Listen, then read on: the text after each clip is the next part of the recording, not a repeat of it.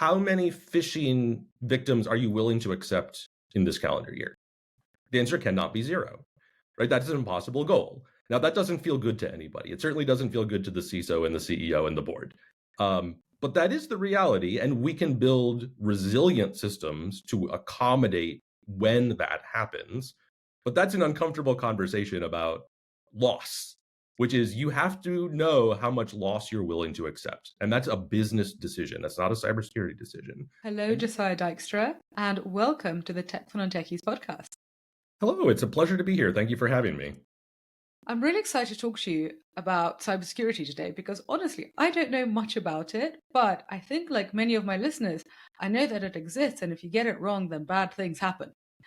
So I'm really looking forward to demystifying what actually is genuinely a threat and, what's a great press headline.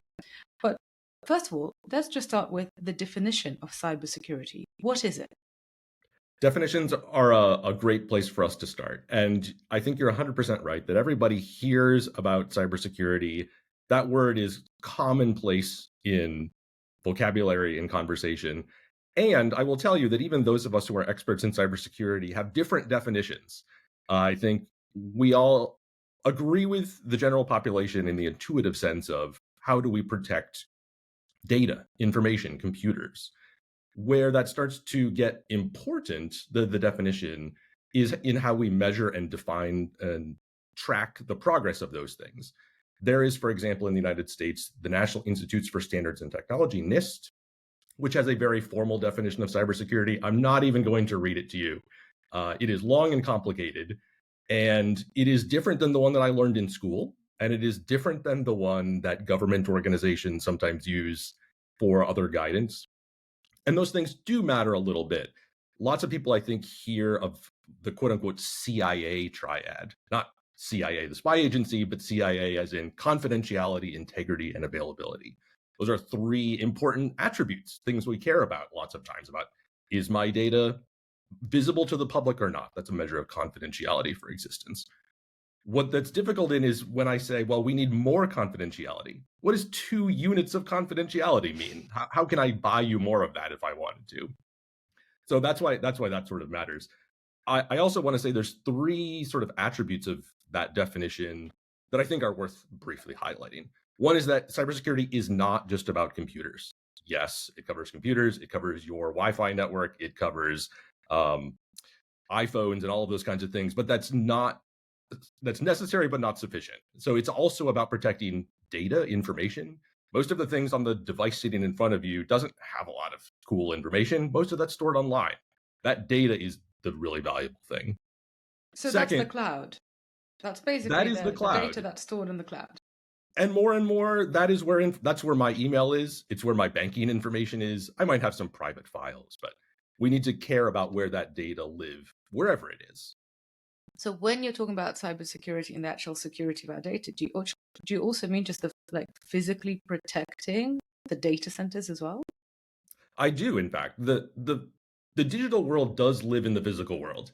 We think it's cloud as an abstraction, which is why we talk about that, where location sometimes doesn't matter. If I can get to my email, I don't exactly care where that server is. But it does matter. It does matter in terms of me protecting my physical device. If somebody walks away with my phone, maybe they can get into it and access that data. Maybe a terrorist could blow up a data center. And if there's not other copies of it, maybe that data gets destroyed. And in the legal sense, laws are bound to geography. So for someone to do forensic investigation, they might have to follow the laws of where the physical data center is. So there are considerations here in the physical world. Mm-hmm. So this is getting increasingly complicated. It is complicated, and we have to start prioritizing our concerns. So there's been a long history in cybersecurity, I'm sorry on behalf of my field, about prioritizing fear. But it's not really about fear. It's much more about understanding traditional risk.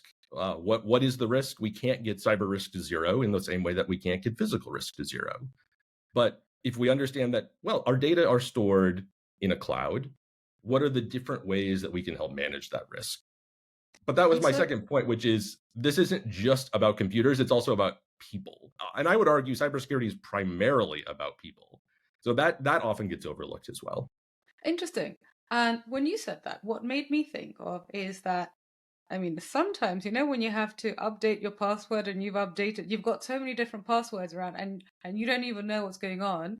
There have been some times when I've written it down on a post-it, and then, then you kind of get rid of the post-it, you most likely you forget your password again, and then you have to change it, and the post-it is obsolete.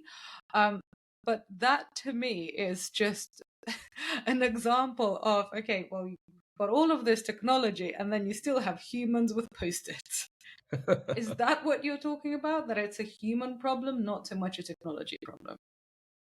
Absolutely. And end users who use their computers like you and me, we feel this very sort of concretely. Passwords are one example. I will tell you there's a myth about changing passwords. NIST, I talked about earlier, changed their guidance more than 8 years ago to say, don't make people change their passwords unless there's been a problem. Why? Why is this not law? I mean, I think kind of it is a modern bane of existence, right? All the passwords and trying to figure out what you've got stored where. Yeah, this was an acknowledgement that people pick worse passwords when they have to change them all the time. That's true. It just becomes 1, 2, 3. But those end users aren't the only ones. And there's a really famous example of the SolarWinds attack. Some people will have heard about this. SolarWinds was a very popular piece of software that companies purchased to help do security in their networks. And it is normally cited as an example of a supply chain attack, where an outsider was able to manipulate that code and take over company government networks really bad. It turns out there were lots of human failures in this system. The attackers are humans. I think that is often overlooked. They make choices and decisions, and they also get tired and they have to eat.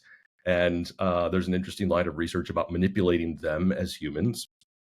Oh, But the interesting. And CEO of the how do you SolarWinds manipulate them? company, Or actually, no. Tell me this, and then we'll talk about how you manipulate cyber attackers. yeah, let's come back to that. The CEO of the SolarWinds company at the time was in a congressional hearing and said a statement like, this was a mistake an intern made. Because what had happened was the password was like SolarWinds123. Well, that's not great. And that did lead to compromise. But why did the system allow that person even to pick that password? Is that a fault of the user or a fault of the design of the system? Needless to say that there are just many humans in here who created that computer, configured that computer, managed that computer. It's not just the person who picked the password. It's not, the fault is not only on us.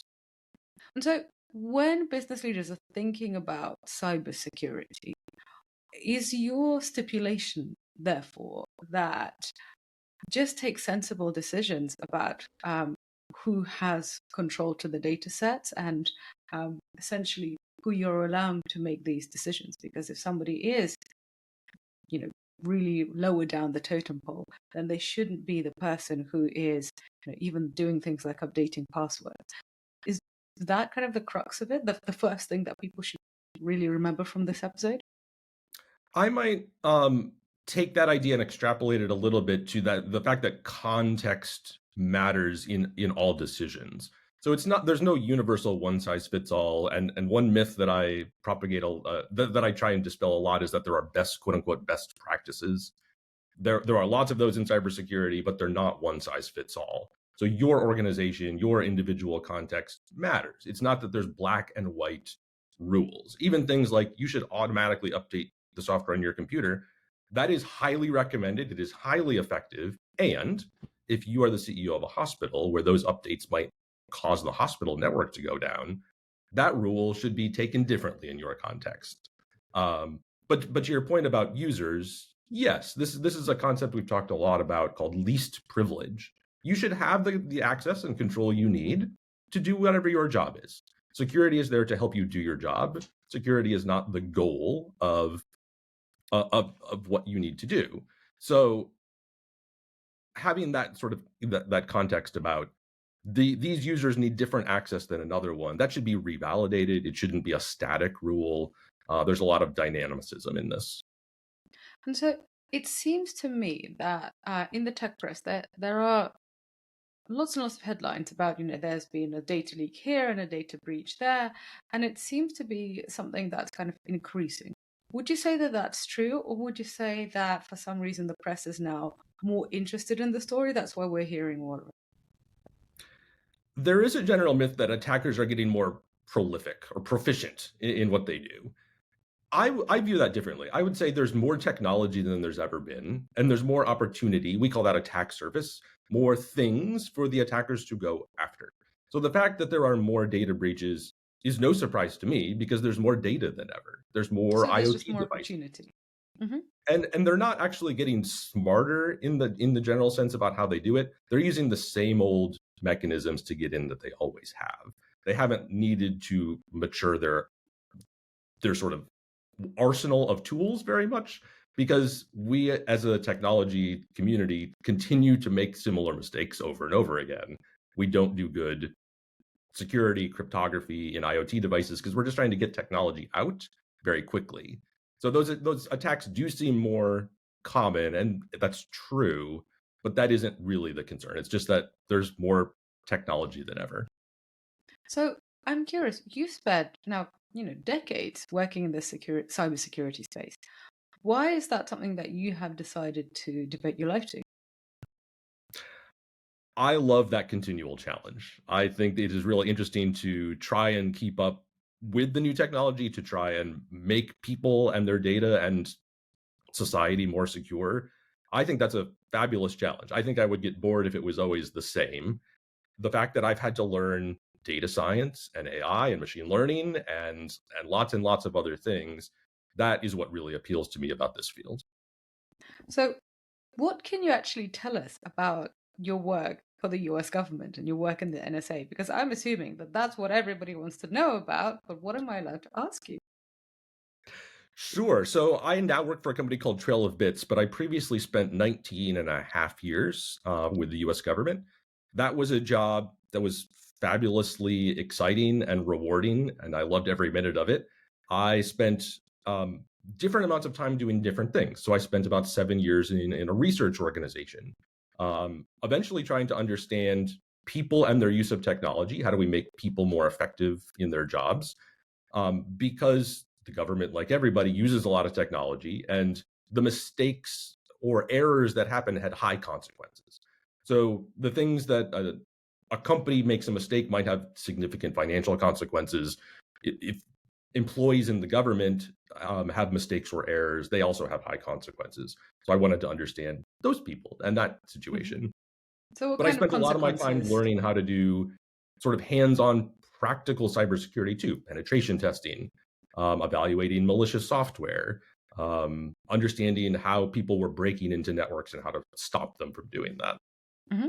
And so, can you tell us what is penetration testing? Penetration testing actually means a lot of things. What most of us think about first is a sort of authorized breaking into a network. That is one example of penetration testing. Is So a that company what might people think of as white hat hackers? Right. It is done with permission. Permission is a Hmm. key thing here. So Hmm. there are professional companies who do this as a service. You can hire them to say, please try and break into my network. I give you permission to try and break in. Why would you do that? To find the problem so that you can fix them before an actual unauthorized attacker tries to get in. When you were doing that in the US government, um, were you working? I'm assuming you were working with just US data, or were you looking at global trends? Um, the government does both, and I had the opportunity to do both. So I worked on what is sometimes called the blue team, that sort of authorized um, penetration test against another part of your own organization. In this case, in part of the Department of Defense. So another part of the U.S. government or a part of the DoD would say, please try and break into our network so that we can find those vulnerabilities and fix them.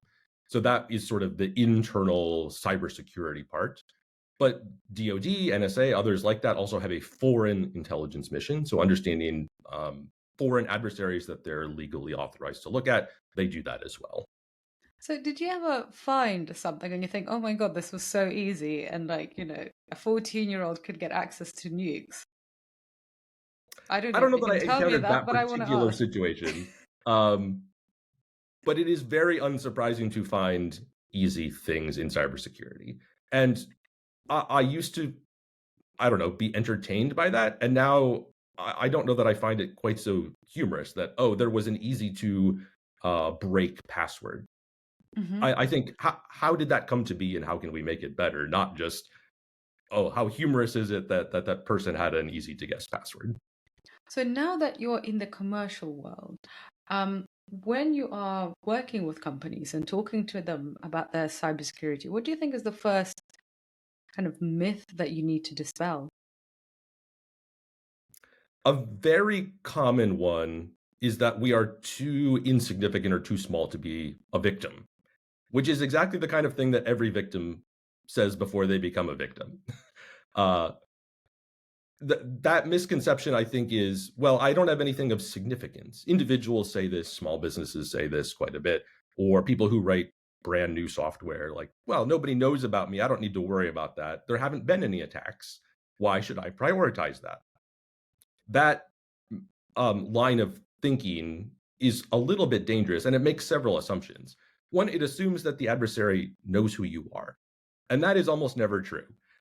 This targeted spear phishing, where they're going after Josiah specifically, is relatively rare compared to attackers who are just going after everybody who happens to have an email address or a computer at all. And the attacker doesn't know who I am until maybe I fall victim to that. So But those what are small they businesses trying are to making a get when wrong they're doing assumption. that? Could you give me an example? If somebody is just randomly, because literally I have that thought. I'm like, well, my banking data is secure, I'm assuming, in my, with all my banking apps, etc. But, if they saw my email to my mom, is that going to be particularly interesting to read? Probably not.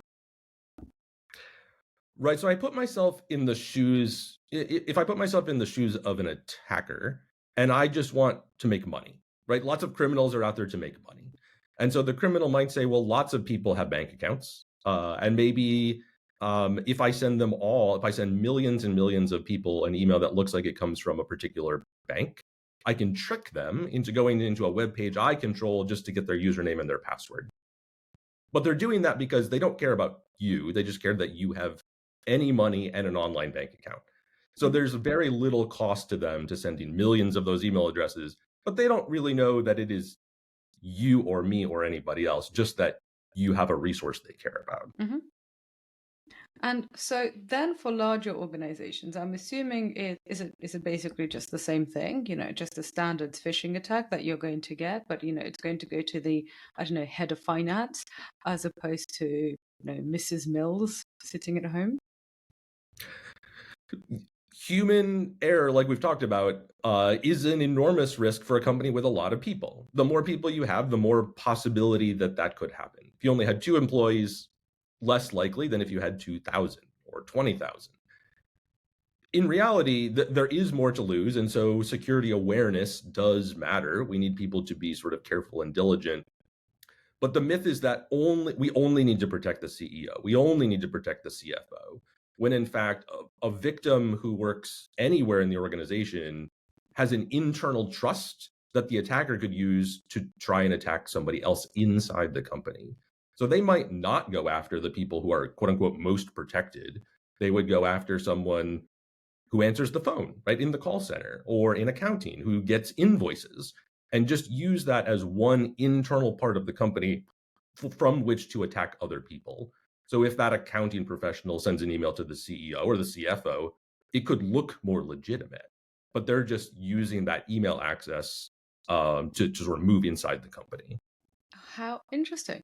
And so when you are working with companies, am I right to assume that the, first people that you would work with are people in the actual IT department? Is that correct? That is fairly common. Yep. As a cybersecurity company, we tend to work with other cybersecurity peers.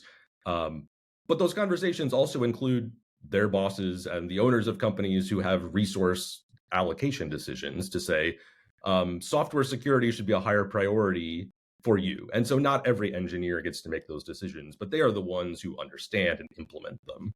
Well, so this is what I was going to say, that essentially if it's cybersecurity people who obviously, if there's a site like head of cybersecurity in a company, presumably they take it seriously and they know that it's important, and because they have decided to spend their waking hours thinking about it. But then if it kind of just stays in the, if you're basically preaching to the converted, then how much of an impact does it really have on the company? Because then, humans are still humans. Everybody's lazy. Everybody's got too much to do. Nobody can really remember what's kind of going on. I mean, I'm speaking about myself. And, I consider myself to be a highly functioning human being. So if you are just speaking to the cybersecurity people, does it feel sometimes that your work is, a thankless task in a silo, and that, people aren't listening to you when they should be? It feels like that a lot. And that actually can be a little bit dangerous to that workforce. So those silos that exist, if the board of directors says, well, we had a data breach, we can never have that again. That can never happen to our company again. That's a dangerous thing to say to cyber employees whose now whole job, their goal is cybersecurity. And if you give them an impossible task, we already said we can't get risk to zero. That is incredibly stressful on them. I have seen that go very poorly. But that does raise the point that the cybersecurity organization, the CISO or the chief security officer, their goal in life is security. That's what you hired them for. That's what they're trying to do as well as they can. But that is probably not the business's entire goal. So the board, the CEO also has to weigh, when is security not the most important thing today? When is it not the best use of our next dollar? When is it not worth another hour of training and awareness time? And so those conversations need to happen across sort of people with different goals.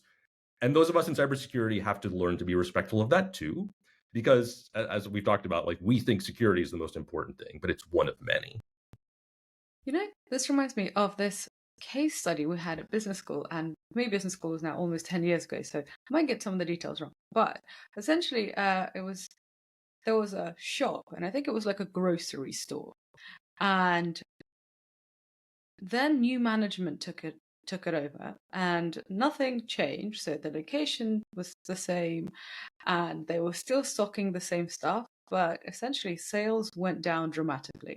Like, really, they just fell off a cliff. And we were asked, like, what happened? What could have possibly happened? And apparently what happened was that the people who bought it saw that there was stuff being stolen, which is what happens in every grocery store. And so then they thought, well, this is so terrible, and we're so annoyed with this that we're just going to put everything behind these windows. So we're going to essentially kind of shield everything. And then that way, if people want something, they have to ask for it. And then we will know, where the shampoo bottles are and so on. And then that way we won't have the theft problem. And so they were correct. So they did reduce the theft problem, but they also reduced the revenue problem. And, after a while, they realized that, like, oh, actually, it's better to have, I don't know, 5% of our stuff, or, 3% of our stuff being stolen.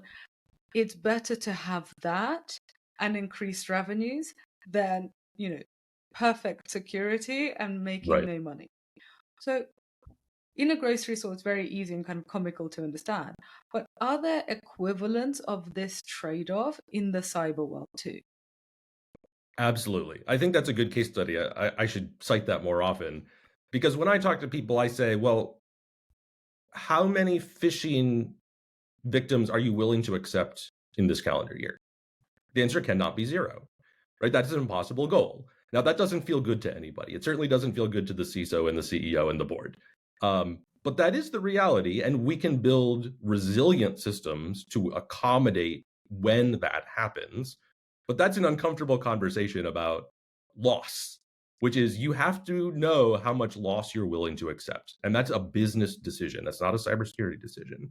And you can pay more to lower that risk, whether it's with more training or insurance or something else. The same is true for patching. So in an organization of sufficient size, it takes a while to update the software on all the computers. And so you might have a business goal that's, well, we're going to have, when a new patch comes out, we're going to have it rolled out to the whole company in 20 days. And what's And a so new if there's, patch? I'm sorry, What's a new patch?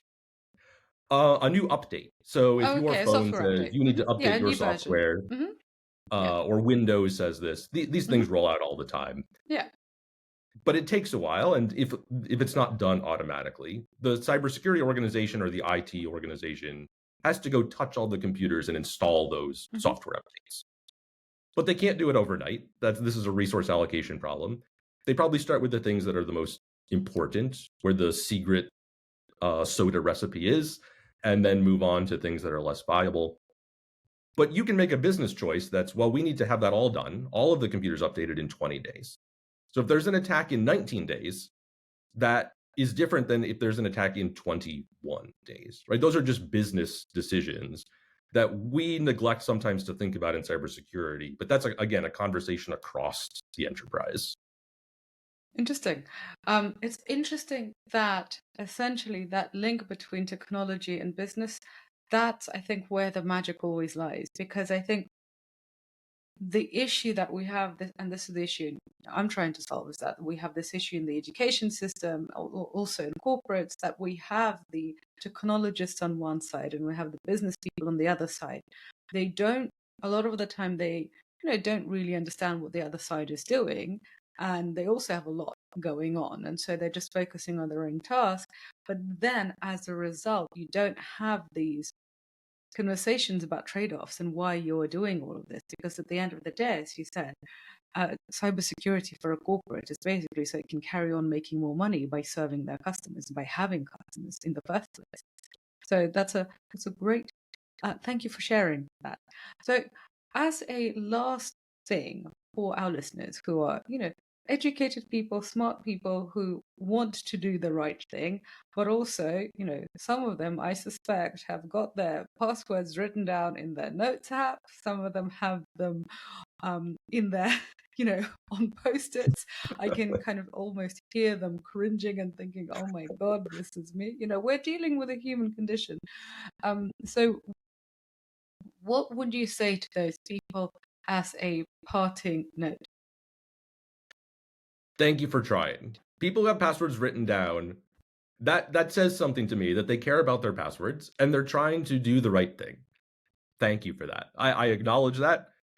There is a spectrum of things we can do. That is not the worst end of the spectrum. The worst end would be somebody who has the word password for everything on the internet. They would not have it written down on a post-it. So congratulations for doing a good thing.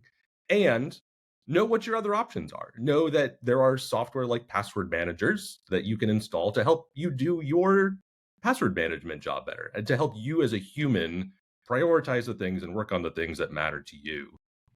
Keep updated. This whole field is changing. Two-factor codes, the kind of codes you get, those numbers on your phone when you log in. From a cybersecurity side, that is very powerfully secure for you. It means if somebody happens to steal your password, they still probably don't have your mobile, and hopefully they still can't get into your account. But this is a rapidly evolving field. I hope someday we will have things that are better than passwords. We're starting to see indications of that. So keep aware of it. Keep up with it. And also, I think I like your point about the trade-offs because, sometimes if I forget a password to something really important, like Gmail or something, then, I'm going to, be more careful about it. Whereas if I forget a password to, I don't know, a gym where I don't even pay a membership and just pay, per class, then I think I don't even know why I have a password here and why they're torturing me with this. I don't care what it's going to be. So it's not really worth my time investing in, finding something finding something really elaborate, because if it gets broken down, somebody will see, what gym classes I've gone to, which is Right. not very interesting. Awesome. Well, thank you so much for sharing your wisdom with us, and also for making us feel better about, the fact that we are not failing as much as we think we are. That's always nice to know. Thank you so much. It's a pleasure. Thanks for having me.